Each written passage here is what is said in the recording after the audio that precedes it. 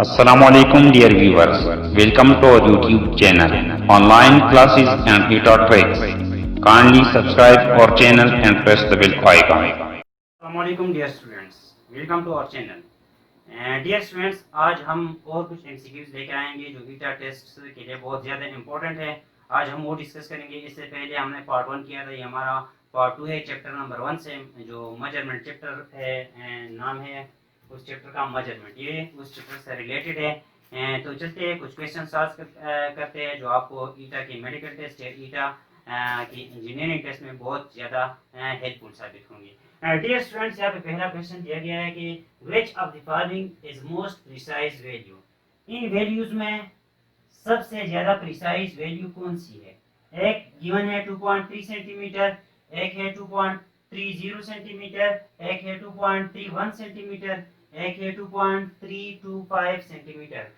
Students, ज्यादा precise value वो होती है जिसका लिस्ट काउंट हमारे पास सबसे कम हो। आपने लिस्ट काउंट को देखना है, जिस वैल्यू की लिस्ट काउंट सबसे कम होगी वो वैल्यू भी सबसे ज्यादा प्रिसाइज होगी।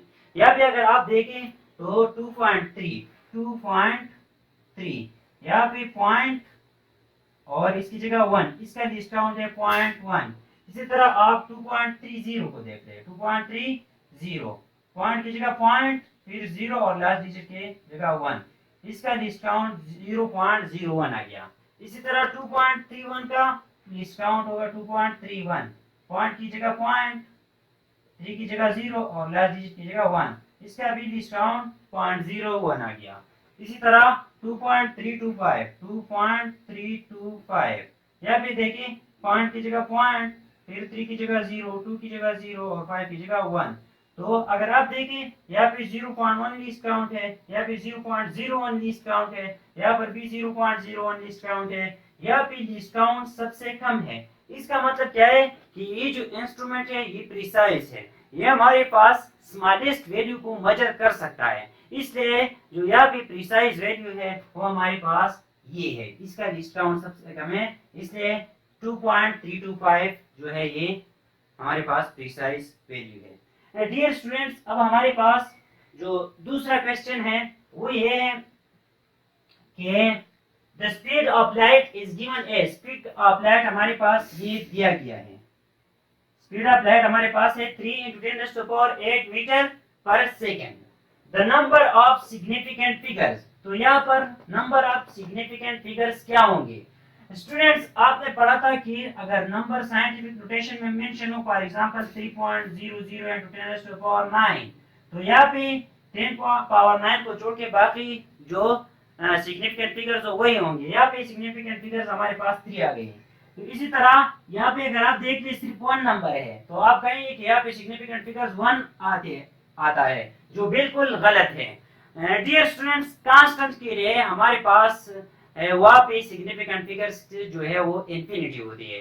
कांस्टेंट जो भी वैल्यू है, सपोज हमारे पास है ग्रेविटेशनल कांस्टेंट जो है 6.67 × 10⁻⁻11, वहाँ पे भी 3 जो है ये सिग्निफिकेंट फिगर्स नहीं है, वहाँ पे भी इनफाइनाइट सिग्निफिकेंट फिगर्स है।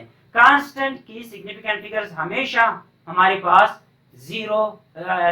इनफाइनाइट होती है। तो यहाँ पे जो करेक्ट ऑप्शन है वो है इनफाइनाइट, 1 नहीं है, क्योंकि यहाँ पे जो सी गिवन है वो है स्पीड ऑफ लाइट, और स्पीड ऑफ लाइट जो है वो एक कांस्टेंट है।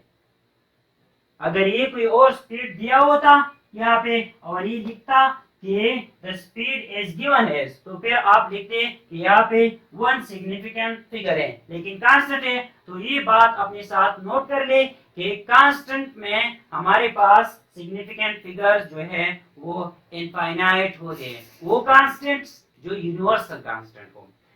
डियर स्टूडेंट्स, तीसरा जो हमारे पास क्वेश्चन है वो ये कि a line is cut into 3 portions. एक लाइन है, उसको हमने कट किया हुआ है 3 पोर्शन में। एक का लेंथ है 3.2 सेंटीमीटर, एक का है 2.02 सेंटीमीटर, एक का है 3.031 सेंटीमीटर। तो लेंथ ऑफ द लाइन क्या आ जाएगा? इस लाइन का जो लेंथ है ये क्या आ जाएगा? यहाँ पे एक लेंथ है, एक लेंथ है, एक लेंथ है, तो हम तीनों को जो है वो प्लस कर लेंगे। क्या है 3.2, दूसरा है 2.02, तीसरा है 3.031। तो यहाँ पे ऐड कर लें, यहाँ पे 1 आ जाएगा, यहाँ पे 3 और 2 5 आ जाएगा, यहाँ पे 2 आ जाएगा, यहाँ पे 0.8 आ जाएगा। आंसर हमारे पास क्या है 8.251 जो ये है। लेकिन आपने इसको राउंड अप करना है अकॉर्डिंग टू द रूल्स। आपने रूल्स पढ़े थे सिग्निफिकेंट फिगर्स में कि अगर हमारे पास नंबर जो है वो ऐड हो रहे हैं तो वहां पर हम पॉइंट के बाद जिस नंबर में कम नंबर्स हो वहां तक राउंड अप करेंगे। यहाँ पे आप देख लें, यहाँ पे पॉइंट के बाद 1 नंबर है, सिर्फ 2 है। यहाँ पे पॉइंट के बाद 2 डिजिट्स है, यहाँ पे पॉइंट के बाद 3 डिजिट्स है। तो आपने इस नंबर को पॉइंट के बाद 1 डिजिट तक राउंड अप करना है, 1 डिजिट तक राउंड अप करना है, जिसमें लीस्ट नंबर ऑफ नंबर्स हो आफ्टर डेसिमल पॉइंट। तो यहाँ पे आप देख लें, यहाँ पे 1 नंबर डिजिट है डेसिमल पॉइंट के बाद, यहाँ पे 2 डेसिमल है, 2 नंबर है डेसिमल के बाद, यहाँ पे 3 नंबर है डेसिमल के बाद। तो हम इसको राउंड अप करेंगे डेसिमल के बाद 1 नंबर तक। तो यहाँ पे 1 को ड्रॉप करेंगे, यहाँ पे कोई इंक्रीज नहीं होगी। 5 को ड्रॉप करेंगे तो यहाँ पर भी कोई इंक्रीज नहीं होगी क्योंकि आगे इवन है। अगर यहाँ पे 3 होता तो ये 4 हो जाता, लेकिन यहाँ पे जब हम 5 को ड्रॉप करेंगे यहाँ पे कोई इंक्रीज नहीं होगी और आंसर हमारे पास आ जाएगा 8.2 centimetre. The correct answer is 8.2 centimetre. ये भी है लेकिन आपने रूल्स फॉलो करने हैं जो सिग्निफिकेंट फिगर्स की रूल्स हैं। डियर स्टूडेंट्स, अब 4 नंबर क्वेश्चन जो हमारे पास है वो ये है कि इन चारों में आपने सही फार्मूला जो है वो ढूंढना है, सही फार्मूला इन चारों में ढूंढना है। यहाँ पे हम सही फार्मूला जो है वो फाइंड करेंगे तो थ्रू डायमेंशन। डायमेंशन से हमने 2 एडवांटेज पढ़े थे। एक एडवांटेज ये था कि इसके थ्रू हम फार्मूला डिराइव कर सकते हैं और दूसरा ये था कि हम मालूम कर सकते हैं कि ये फार्मूला सही है या गलत है। चलो मैं पहले वाला फार्मूला चेक करता हूँ कि ये सही है या गलत है। दोनों साइड का डायमेंशन निकाले। v है तो मीटर पर सेकंड, इस साइड का मीटर लेंथ का यूनिट है, सेकंड टाइम का, इससे आ गया l डिवाइड बाय t। इस साइड से क्या आता है g, g है ग्रेविटेशन एक्सीलरेशन। ग्रेविटेशन एक्सीलरेशन का जो यूनिट है वो है मीटर पर second square multiply by lambda. Lambda metre में होता है तो यहाँ पे मीटर आ गया, तो क्या जाएगा metre square divide by second square which is equal to l square divide by t square. तो l square divide by t square l divide by t के बराबर नहीं है, तो ये ऑप्शन तो गलत हो गया। अब चलते हैं दूसरी फार्मूले की तरफ कि वो सही है या गलत है।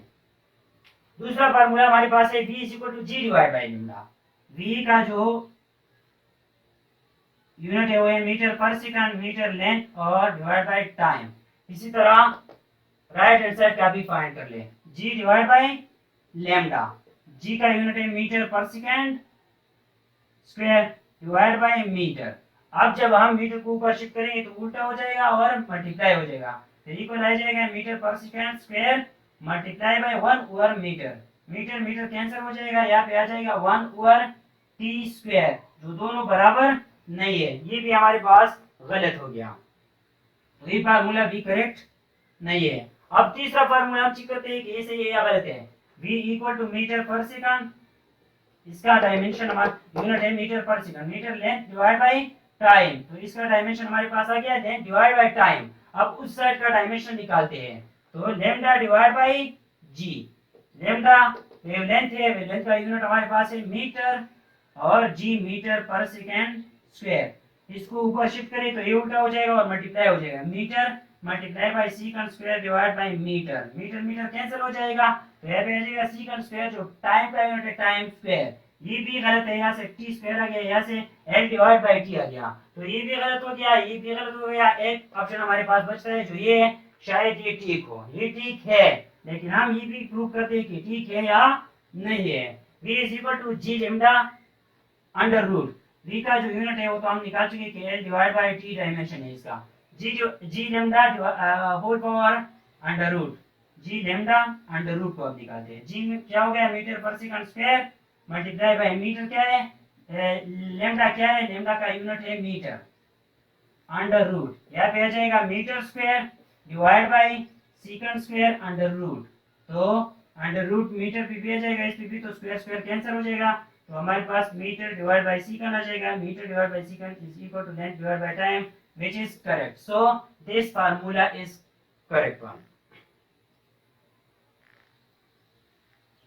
अब डियर स्टूडेंट्स, लास्ट जो क्वेश्चन है वो है theta is equal to S divide by R, S divide by R, ये हमें गिवन है और एस की वैल्यू है 6.666।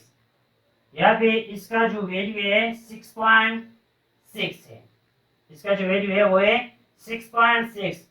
देन थीटा विल बी, तो थीटा हमारे पास क्या आ जाएगा, theta will be equal to S divide by R, इसको आर पे डिवाइड करें 6.666